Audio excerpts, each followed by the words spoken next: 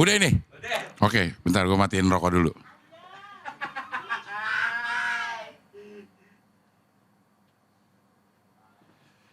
Oke, kita kembali lagi di Kembali Stand Up.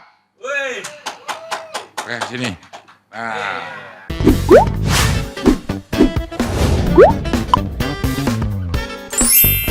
Kita sekarang pakai baju perjuang setrika. Ini udah mulai dijual besok. Di PO besok. Harganya 130.000 biasanya. Bisa di sini nih pesannya nih. Nah, di situ. Ini gue beri tajuk adalah Stand Up Kemenangan. Anjay, karena ini adalah pertama kali gue melakukan stand up setelah kemenangan melawan Desta 80. Iya, gue di WA gue itu Desta 80. Karena kebetulan teman gue Desta ada 79, dia ke 80. Klub etis maksudnya gitu ya. Pertandingan melawan Desta kemarin itu membuat pingpong kembali mendapatkan perhatian di Indonesia. Gue tuh main pingpong tuh udah lama, sejak lulus SD. Wah, hingga ke perkuliahan. Gue main pingpong udah lama dan gue main tuh di daerah Pisangan. Dan di daerah Pisangan itu terkenal dengan olahraga bulu tangkis, catur, sama pingpong. Gue memilih pingpong karena kalau main catur ada jokes. Mau main catur? Enggak, gue nggak mau main catur. Kenapa? Kayu dipikirin. Wah, kayu kok dipikirin. Kalau main bulu tangkis mungkin itu kelemahan gue sejak awal ya. Jadi yang banyak bergerak tuh gue agak kurang ada nggak terlalu tertarik gitu. Karena terlalu banyak pergerakan, terus lapangannya lebar gitu. Akhirnya gue memilih untuk pingpong. Dan di Pisangan itu pingpong lumayan berprestasi lah. Untuk ukuran kelurahan, di RW gue itu RW 4 tuh sering juara. Juara kalau misalnya ada 18 Agustusan, ya 17 Agustusan, tapi di lombanya tanggal 18 gitu. Kalau tanggal dijual lagi upacara kan. Bahkan kadang-kadang 17 Agustusan baru 4 hari seminggu kemudian ada lomba atau ada porseninya. Nah, dan sering lucu-lucu kalau lo nonton tayangan pingpong gue waktu di Pisangan kemarin gue main, itu kan ada celetukan yang banyak yang lucu, cuman yang ke capture tuh cuman satu dan itu ger kalau kata gue gitu. Jadi waktu gue habis serve terus tepak out. Terus ada yang nyeletuk, wah angin tuh angin, gitu. Ada yang nyeletuk lagi, kerokin dong kalau angin, ya. Masuk. Emang lucu-lucu di Pisangan. Tapi sekali lagi gue senang sekali bahwa pingpong kembali mendapat perhatian. Banyak yang nge-tag gue, Del gue jadi beli meja pingpong, Del gue jadi main pingpong lagi. Dia gue jadi beli bat, dia gue jadi beli men. Wah,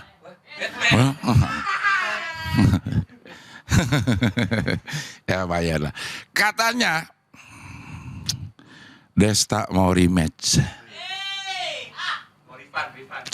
Kalau gue main di PTM Liga Mas, nyebutnya tuh bapak situ kalau kalah, terus oke, kita bertanding lagi, itu namanya refund, gitu. Gue bilang ngapain gue habis main terus suruh refund. Emang gue Traveloka. Wah. Yang masuk di sini. Iya. Enggak, kenapa dia menyebutnya revenge? Itu asal kata dari revenge, balas. Revenge itu balas. Dan biasanya kalau gue langsung mengerti apa yang dimaksudkan dengan revenge, karena di Pisangan juga ngomongnya refund kalau di sana. Ayo kita refund gitu. Refund Gomet. Refund. Karena kalau ngadu burung di Pisangan juga, kalau misalnya pertama nih lepasan pertama kalah, lepasan kedua tuh refund atau balikin. Kita balikin gitu. Artinya tuh kita melakukan pertandingan yang kedua. Kalau burung tuh berarti ngadu yang kedua. Pernah main burung dara nggak? Main ngadu-ngaduan duit? Nggak pernah? Ya, nggak usah deh diceritain kalau gitu. Enggak, di YouTube gue nggak ada yang main judi, tapi banyak yang taruhan. Kemarin tuh waktu lawan Desta tuh, itu sejujurnya gue banyak terbebani juga dengan DM-DM yang masuk. Cing, lo harus menang. Kalau enggak gue nggak makan setengah bulan. Gue bilang kenapa dia nggak makan setengah bulan? Ternyata dia taruhan sejumlah setengah bulan gajian. Waduh, kalau dia menang berarti dia bisa makan ekstra setengah bulan. Nah, gue rasa dia lagi udah gemuk nih sekarang nih. Makan mulu, ya. Karena udah setengah bulan belum nih? Pas ya setengah bulan ya. Ya. Iya, ya. Rencananya kita akan mau rematch. Jadi lo saksikan aja terus Vindes, saksikan di sini informasi-informasi yang bakal gue berikan terkait rematch. Gitu. Rematch atau enggak rematch, pingpong udah membuat gue menjadi gemar berolahraga. Tepuk tangan dulu dong. Gue udah mulai sekarang rutin setiap pagi pasti gue ada pergerakan.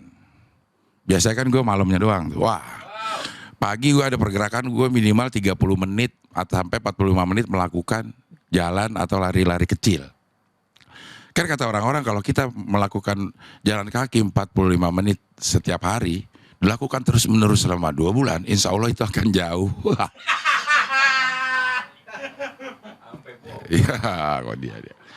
Tapi itu iya benar. Akhirnya gue selalu melihat apa namanya orang-orang yang juga gemar berjalan atau bergemar berlari-lari kecil. Dan gue lihat ada beberapa tipe. Ada orang yang lari atau jalan itu ditemenin sama peliharaannya. Jadi dia jalan sampingnya Rahman. Wah, bukan. Wah. Dia jalan gitu, terus atau lari-lari kecil, terus di anjingnya itu ngikutin gitu. Iya, enggak ada yang diikat, ada yang nggak diikat gitu. Kayak di Bali lah, di Bali tuh kayaknya orang lari itu hampir selalu dengan anjing, karena di Bali itu anjing itu udah kayak kucing gitu, bunyinya meong. Gak di mana-mana gitu, jadi kayak kucing di kita gitu.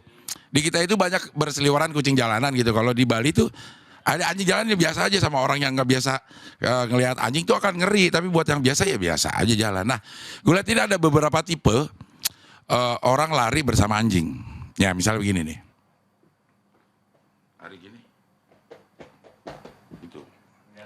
Nah itu lari dikejar anjing. Terus ada lagi yang begini. Dia nggak nengok-nengok aja. Itu lari nggak sama anjing. Terus, yang penting ada anjingnya kan. Ya. Terus ada yang begini.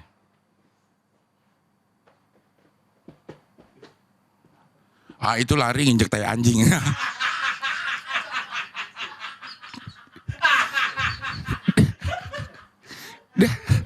Rahman geli banget ya. Salah satu lagi yang gue lihat itu adalah, karena gue sering keliling di lapangan Palapas ini, dan lapangan Palapa itu kalau pagi banyak sekali yang jualan. Salah satunya itu ada yang bubur Palapa tuh, yang bubur Palapa yang sering gue posting, bubur yang paling enak sedunia yang Fana. Itu dagangnya di seputaran lapangan Palapa. Dan banyak sekali makanan-makanan yang menurut gue itu apa namanya ya, unik-unik gitu. Kayak cuanki, gue baru tahu tuh. Di situ setelah ngobrol-ngobrol, ternyata cuanki itu ada singkatannya. Nyari cuan, jalan kaki. Cari uang apa cari cuan? Kalau si abangnya sih bilangnya nyari cuan. Nyari cuan, jalan kaki. Cuanki. Terus ada cilok. Itu aci dicolok. Terus ada cireng. Itu aci digoreng. Ada cilor. Aci pakai kolor. Wah. Aci pakai telur. Nah ada satu yang kue cubit. Gue bilang ini kenapa dinamain kue cubit? Jadi gue mencari-cari asal muasal nama kue gitu. Kalau kue cubit karena sebenarnya ini bukan dicubit. Karena dia dipancong gitu. Pakai alatnya gitu. Dicungkil, saya kue cungkil. Ternyata bukan dari situ. Kue cubit itu asalnya adalah setelah gue tahu nih ya, gue beli akhirnya. Gue beli, harganya 3.000 tuh. Gue beli 5.000. Gue beli 3.000 tapi pakai duit 5.000-an. Gue kasih nih, bang 5.000. Sama dia kembaliin 2.000. Terus gue dicubit, makasih ganteng ya.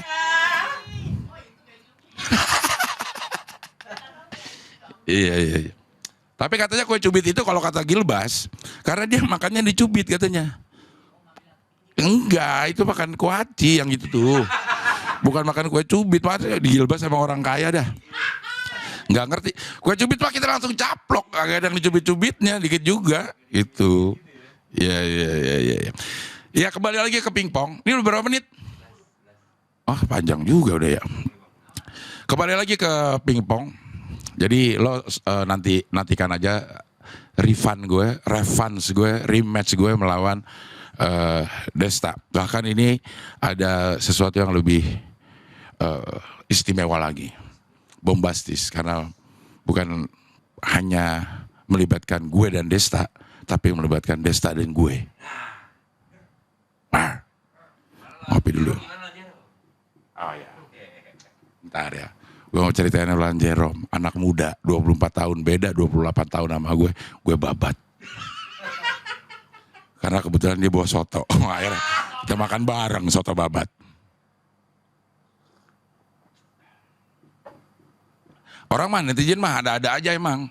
Gue ngelawan Jerome tuh, dibilang Jerome ngalah.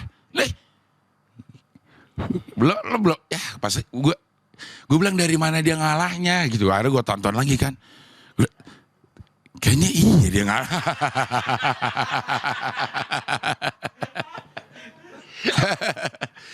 Enggak. Gue yakin Jerome itu adalah orang yang nggak mau ngalah. Dalam arti positif ya. Jiwa kompetisinya tinggi karena dia ingin selalu menjadi yang terbaik pada setiap hal yang dia tekuni, termasuk di pingpong. Tapi karena gue mengalami keuntungan, dia udah lama gak main sehingga dia pas main gak lama. Wah, dia udah lama gak main jadi ada kaku-kaku. Sedangkan gue pada saat lagi sering-sering mainnya, mungkin itu yang jadi membuat gerakannya Jerome, terus mentalnya juga belum terlalu terpupuk lagi. Jam terbang juga gitu. Bagaimana mengatur permainan. Pingpong itu bukan hanya tepok-tepok loh. Iya, bukan. Pingpong itu yang bikin anak adalah pongnya. Wah, kalau enggak juga jadi ping doang. Kita main ping-ping yuk. Ini dong. Iya. Emping kayak gitu ya. Karena pingpong ini ya, gue kasih tahu sama lo ya. Pada saat kita bermain, itu semua yang ada di tubuh kita bekerja termasuk otak. Kita serve aja nih. Pada saat kita serve saat itu kita udah berpikir, gue mau kasih dia ke kanan apa ke kiri. Satu. Yang kedua, serve yang seperti apa yang gue harus kasih. Dua. Apakah gue kasih harus bola isi atau bola kosong? Udah tiga. Setelah itu, main pingpong itu seperti main catur, lo harus memikirkan langkah lo paling tidak ke depan. Satu langkah di depan. Jadi begitu gue kasih serve ini, dengan bola kosong, arah kanan dia, biasanya dia akan balik ke arah kanan gue. Nah, jadi gue harus menyiapkan badan gue di kanan. Gitu. Nah itulah salah satu kelemahan gue memang. Gitu. Gerakan badan sama gerakan otak itu udah gak sinkron. Otak udah memerintahkan untuk melakukan ini, tapi badan gak bisa. Nah itulah yang makanya disebutnya olahraga. Yang paling penting, raga kita itu harus sempurna supaya otak kita bisa memerintahkan apa aja dan raga bisa mewujudkannya secara sempurna. Makanya disebut olahraga. Badan lo tuh harus fit dulu supaya lo bisa melakukan permainan ini dengan baik. Semua olahraga kuncinya adalah badan lo fit dulu. Lo mau Ronaldo sejago apa kalau lagi capek, susah, dendangnya juga nggak masuk. Gitu. Apalagi pemain yang jago-jago. Kalau fisiknya udah turun, sulit. Gitu. Makanya disebutnya dengan olahraga. Nah tuh gue ngomong apa tuh sama ke situ tadi tuh? Oh Jerome ya, Jerome masih muda. Dan gue bisa menang melawan dia sehingga membuat gue clean sheet. Mulai dari lawan Onat. Kalah dia, gak ditayangin. Dan Komeng. Di kompetisi di rumah Komeng gue datang dan gue juara di situ. Maaf gue bukannya sombong ya. Lo saksi ya? Lo saksi kan gue juara di situ. Kedua kemudian gue melawan Onat. Itu ada jarak setahun atau 2 tahun itu. Gitu, setahun atau 2 tahun. Waktu gue ke Komeng itu dalam rangka silaturahmi, tiba-tiba di sana, oh lagi ada kompetisi, gue ikut gitu. Yang kedua lawan Onak setahun kemudian lah, 2 tahun kemudian. Dan menang, tapi tidak ditayangkan. Karena dia malu. Wah. Karena dia belum lawan Desa dan jangan dulu ditayangin gitu. Yang kedua lawan Onat, yang ketiga lawan Denny Cagur. Gue menang. Rizky Bilar. Gue menang. Pisangan gue ikut kompetisi. Gue menang. Desta. Gue menang. Jerome. Gue menang. Selasa depan ada lagi gue lawan siapa. Gue menang atau kalah ya. Ya lo lihat. Jadi gue sekarang sudah 7-0. 7 kemenangan, 0 kekalahan. Dan gue akan coba mempertahankan itu sampai akhir hayat gue. Tapi bukan lawan atlet ya, kalau lawan atlet gue kalah terus. Kalau lo lihat ada seorang atlet bermain apapun itu, terus bermain sama orang top gitu, yang penyuka. Terus kayaknya seru dan menang. Itu dibohongin sama atletnya lo, itu namanya jaga langganan. Atlet itu jaga langganan supaya orang yang main itu senang. Supaya orang yang main itu terus berolahraga. Kalau dia kalahin dia akan jadi down kebanyakan. Ada orang yang dikalahin jadi semakin berlatih, ada orang yang down. Jadi dia semangatnya adalah supaya olahraga yang dia tekuni itu memasyarakat gitu, bukan apa-apa gitu. Tapi kadang-kadang ada orang yang dikasih menang tuh songong. Dikasih menang tuh songong ada. Gitu ngerasa, wah gue udah jago. Enggak loh. Lawan atlet, kalau udah utungan atlet nasional, dan lu belum pernah ikut apa-apa, terus menang, itu lu dijaga langganan. Lu dimenangin, udah gak usah sosokan. Gue main di PTM Stony, tidak ada yang jaga langganan. Dan gue tayangin semua tuh. Itu aja masih jaga langganan kalau kata gue. Dan gue dibabat terus. Bahkan gue pernah, dan ini gue gak tayangin karena malu. Gue digande tangan kiri sama Rahmat. Rahmat Pakaya yang sering ngelatih gue. Ngelatih gini tepak-tepak gitu doang. Ayo men, tapi jangan jaga langganan. Wah kalau gak jaga langganan gue tangan kiri aja dah. Dia jaga tangan kiri. Kalah gue. Kalah sama tangan kiri. Tangan kirinya hidup banget buat nyebok. Ya, itu namanya jaga langganan. Jadi pemain-pemain itu menurut gue mempunyai keresahan yang cukup dalam gitu. Kalau ngelawan orang-orang yang kayaknya dia ngetop atau bos yang kayak gitu, dia bingung gitu. Ya kasih menang aja lah, kasih seru lah. Kalau gue nggak mau kalau kayak gitu. Lo harus menunjukkan permainan lo supaya gue bisa maju. Akhirnya gue dibabat semua kan, 3-0, 3-0, 3-0, 3-0. Itu aja masih ada jaga langganannya, gitu. Waktu gue lawan David Jacobs kan, David Jacobs, terus yang di set terakhir itu agak seru. Siapa gitu bilang ke gue, wah di set terakhir udah bisa ngimbangin Cing, seru. Itu mas set terakhir dia jaga langganan, gue bilang gitu. Terus kata Rahmat gitu, siapa bilang? Kata gue, dari set pertama dia jaga langganan. Ya gitu. Oke lah kalau begitu. Terima kasih sudah menyaksikan stand up kemenangan. Mudah-mudahan dalam waktu dekat lo juga akan menyaksikan pertandingan yang lebih besar dari yang kemarin. Mudah-mudahan Vindes akan menginisiasinya juga. Sebuah kegiatan yang membuat gue yakin pingpong semakin menggelegar. Oke, sampai ketemu lagi, dan sebelum gue lelah, lo udah kalah.